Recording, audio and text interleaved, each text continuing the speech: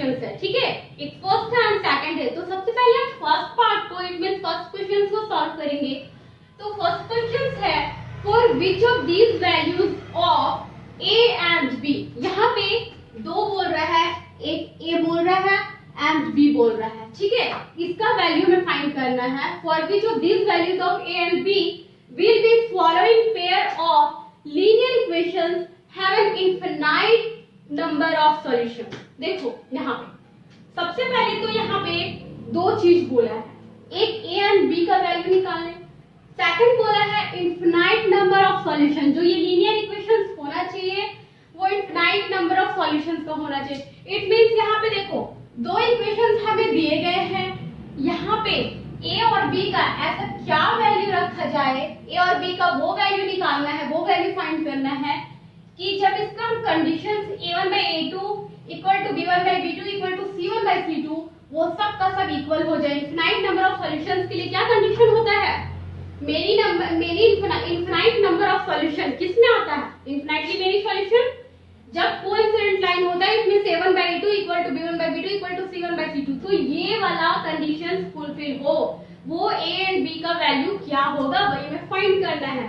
तो हम जो इसे सॉल्व करेंगे, हमें हमेशा बोलते आए हैं कि मैथ्स में जो चीज सॉल्व करना होता है हम उसी चीज को लेट करते हैं। तो यहाँ में इनफिनाइट नंबर ऑफ सॉल्यूशंस बोले हैं क्वेश्चंस में कि इनफिनाइट नंबर ऑफ सॉल्यूशन आना चाहिए। तो हम इनफिनाइट नंबर ऑफ सॉल्यूशन सबसे पहले दिखाएंगे कि क्या कंडीशन है। तो देखते हैं four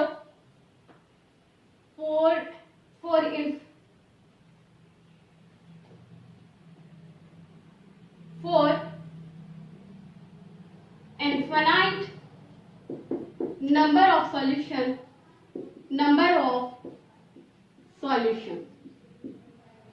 for infinite number of solutions के लिए आप यहाँ देखो क्या होता है आपके पास। for infinite number of solutions के लिए कंडीशन होना चाहिए a1 by a2 equal to b1 by b2 equal to c1 by c2। अब हमें इसी चीज से जानते हुए इस चीज को सॉल्व करेंगे। तो आप देखो a1 by a2 इसमें a1 x का कोएफिशिएंट, a2 x सेकंड वाली इक्वेशन के x का कोएफिशिएंट। तो a1 है मेरे पास यहाँ पे 2 एंड a2 जो है वो क्या है a माइनस बी, यहाँ पे a माइनस बी है ना इसका कोएफिशिएंट। अब यहाँ पे देखो b1 by b2 b क्या है 3 एंड जो b2 है वो क्या है a प्लस में b, यही है ना आपके पास a minus b a plus b. अब देखो यहाँ पे c1 आपके पास क्या है 7 है और c2 क्या आपके पास 3a प्लस b माइनस 2। ये तो इजिली था ना, यही कंडीशन बोला है इनफिनाइटली मेनी सॉल्यूशंस आना चाहिए। तो ये चीज तो हम लिख दिए। अब क्या करेंगे, हम इसे लीनियर इक्वेशंस बनाएंगे। तो कंपेयरिंग कर लेते हैं, ठीक है, कंपेयर कर लेते हैं फर्स्ट एंड सेकंड को। तो कंपेयरिंग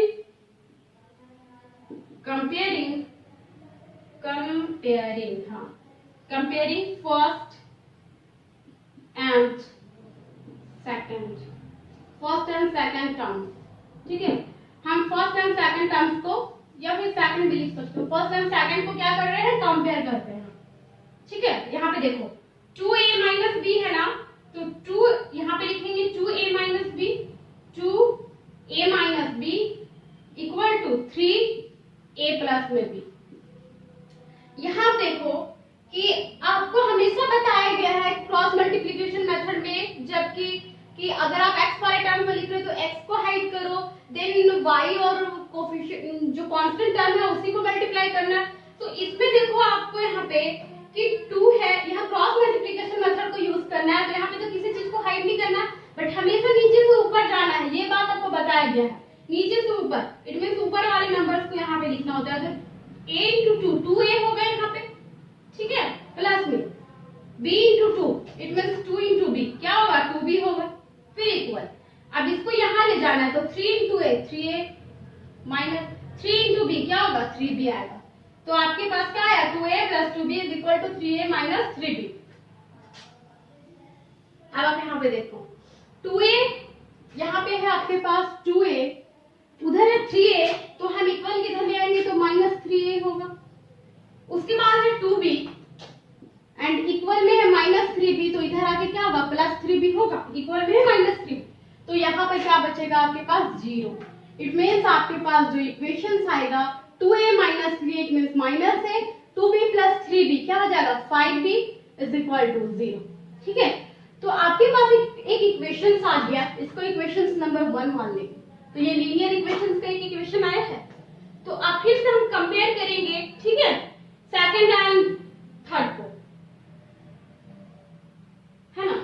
सेकंड एंड थर्ड को हम कंपेयर करेंगे तो यहां पर भी एक इक्वेशन हमें मिलेगा। तो कंपेयर करते हैं, कंपेयरिंग सेकंड एंड थर्ड। आप सेकंड थर्ड को भी कंपेयर कर सकते हो और फर्स्ट थर्ड को भी कंपेयर कर सकते हो, ठीक है, क्योंकि सारा इक्वल है। ठीक है, ये इसके इक्वल है, ये इसके इक्वल है, तो हम इसके इक्वल को कंपेयर किए एक इक्वेशन में। अब फिर से हम सेकंड थर्ड को इक्वल कर लेते हैं। तो आप यहाँ पे देखो, यहाँ पे 3 है, यहाँ पे लिख लेते हैं 3 है, सेकंड में क्या 3a प्लस b है, एंड थर्ड में आपके पास क्या है 7 and 3a plus b minus 2। यही यहाँ पे देखो, ये जो है ऊपर से मल्टीप्लाई, ऊपर वाले नंबर से मल्टीप्लाई करना है, इट मींस 3a इंटू 3 क्या हो जाएगा 9a। ठीक है, यहाँ प्लस है, b है तो 3b हो जाएगा, यहाँ पे माइनस है, यहाँ पे माइनस 2 इंटू 3 क्या हो जाएगा माइनस 6। हो गया। अब इक्वल में यहाँ क्या है a प्लस b, यहाँ 7 है तो 7 इंटू a 7a प्लस में 7 इंटू b क्या हो जाएगा 7b। यहाँ तक समझ में आया।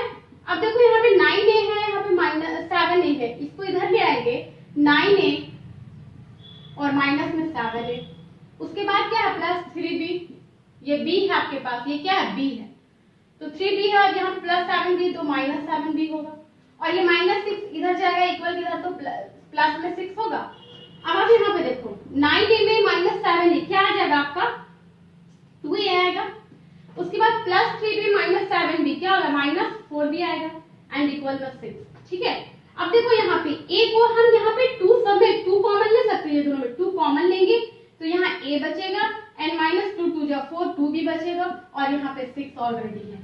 ठीक है, तो आप देखो a माइनस 2 भी यहाँ पे रह सकता है, और ये जो मल्टीप्लाई में 2 है इक्वल किधर आएगा तो ये डिवाइड में होगा, इट मींस 2 6 2 3 जा 6 होगा। तो आपके पास जो इक्वेशन आया सेकंड इक्वेशन वो a minus 2b equal to 3, ये आपका आया है सेकंड इक्वेशन। आई होप कि यहाँ तक आपको क्लियर होगा। इक्वेशन एंड इक्वेशन 2 मिल गया। तो अब हम क्या कर सकते हैं, यहाँ पे नहीं लिखा है कि आपको क्रॉस मल्टीप्लिकेशन मेथड से यूज करना है, तो आप कोई भी मेथड का यूज करके a और b का वैल्यू इजीली फाइंड कर सकते हो। जैसे x y होता था ना कोएफिशिएंट, यहाँ पे a b है तो आप इजीली फाइंड कर सकते हो इस इक्वेशंस के लिए। ठीक है, तो अब हम यहाँ पे इजी रहेगा क्रॉस मल्टीप्लिकेशन मेथड यूज करते हैं, तो हम इसे ड्रॉप करते हैं। यहाँ पे देखो हमारे पास जो इक्वेशन आया है वो क्या क्या आया है, सबसे पहले एक तो आया है minus a plus 5b equal to 0, ये इक्वेशन 1 आया है। सेकंड आया है a माइनस में 2b इक्वल टू 3 आया है, ये इक्वेशन 2 मान। ठीक है, अब इसे हम यहाँ रख सकते हैं।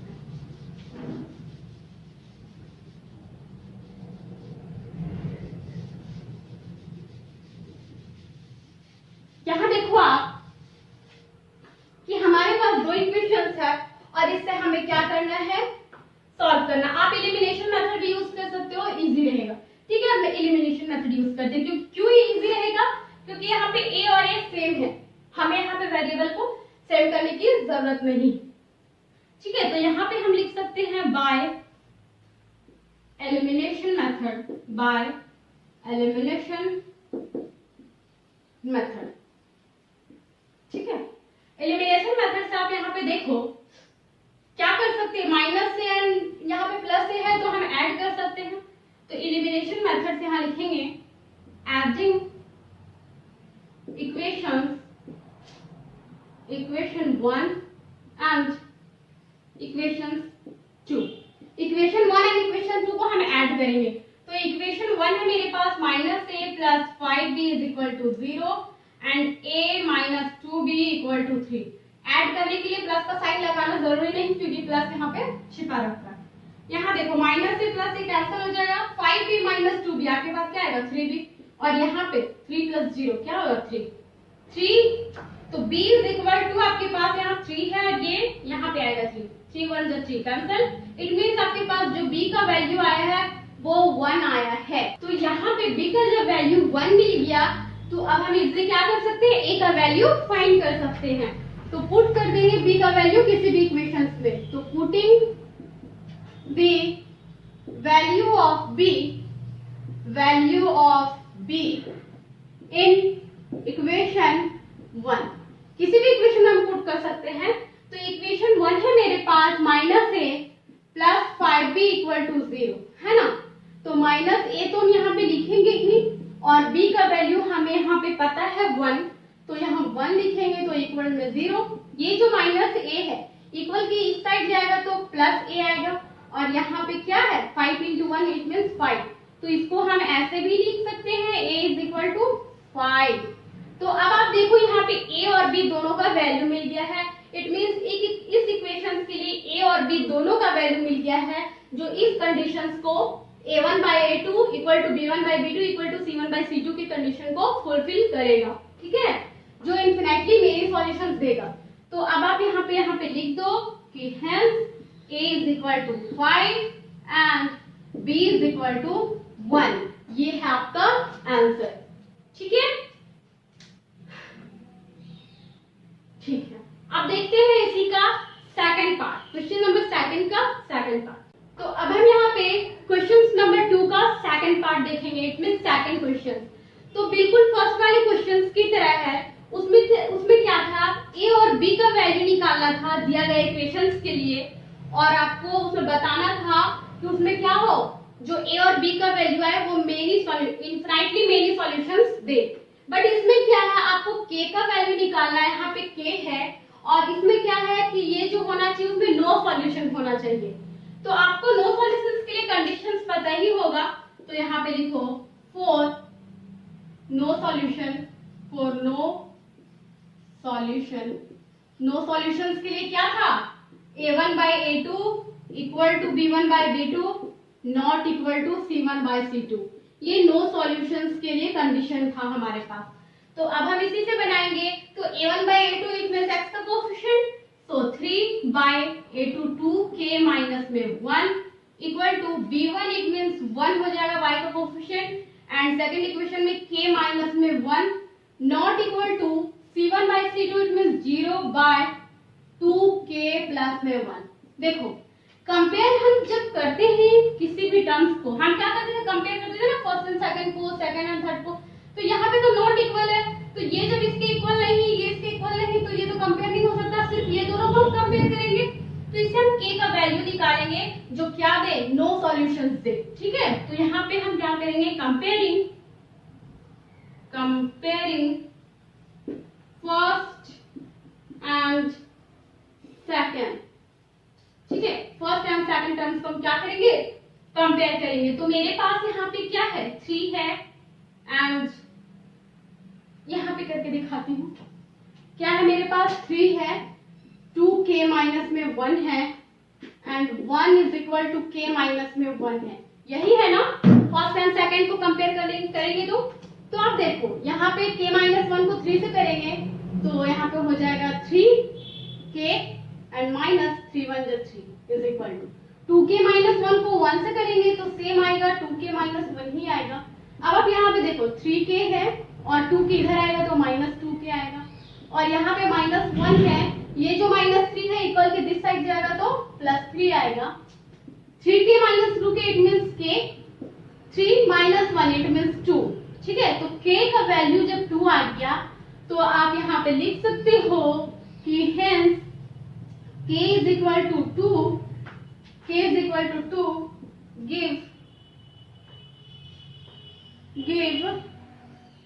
no solution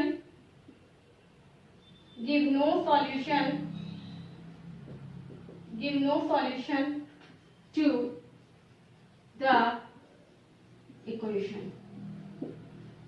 आप यहाँ पे लिख सकते हो कि hence k is equal to 2 give no solutions to the equations। तो इस इक्वेशंस के लिए आपको k का वैल्यू 2 होगा, जो आपको क्या देगा, नो सॉल्यूशंस देगा, ठीक है। तो आई थिंक इस तरह का जितना भी क्वेश्चंस अगर आपके एग्जाम में या कहीं भी आपसे पूछ दिया गया कि यहाँ पे k डाल दिया, कोई भी वेरिएबल डाल दिया, r डाल दिया, s डाल दिया, पिछले वाले टाइम में क्या, पिछले वाले क्वेश्चंस में क्या था, a और b था, तो इस तरह के जितने भी क्वेश्चंस होंगे आप सॉल्व कर सकते हो। सिर्फ आपको क्या याद रखना है, ये देखना है नो सॉल्यूशन के लिए क्या कंडीशन है, इनफिनिटली मेनी सॉल्यूशंस के लिए क्या कंडीशन है, एंड यूनिक सॉल्यूशन के लिए क्या कंडीशन है। तो इस तरह के क्वेश्चंस के लिए आपको ये सारी कंडीशंस को याद रखना होगा। ठीक है, ठीक है। अब इसी का सॉरी, अब ये क्वेश्चंस तो कंप्लीट हो गया। आई होप कि ये क्वेश्चंस आपको इजीली समझ में आ गया होगा। नेक्स्ट क्वेश्चन है क्वेश्चन नंबर 3 जो आप लोग इजीली कर सकते हो। ठीक है, क्वेश्चन नंबर 3 में आप क्रॉस मल्टीप्लिकेशन मेथड पता है, ठीक है, एलिमिनेशन मेथड भी पता है एंड सब्स्टिट्यूशन मेथड भी पता है। तो सिंपली एक इक्वेशंस दिया गया है जिससे आप जिस मेथड से बोला गया उस मेथड से आप इजीली सॉल्व कर सकते हो। ठीक है, तो क्वेश्चन नंबर 3 आप लोग कर लोगे। ठीक है।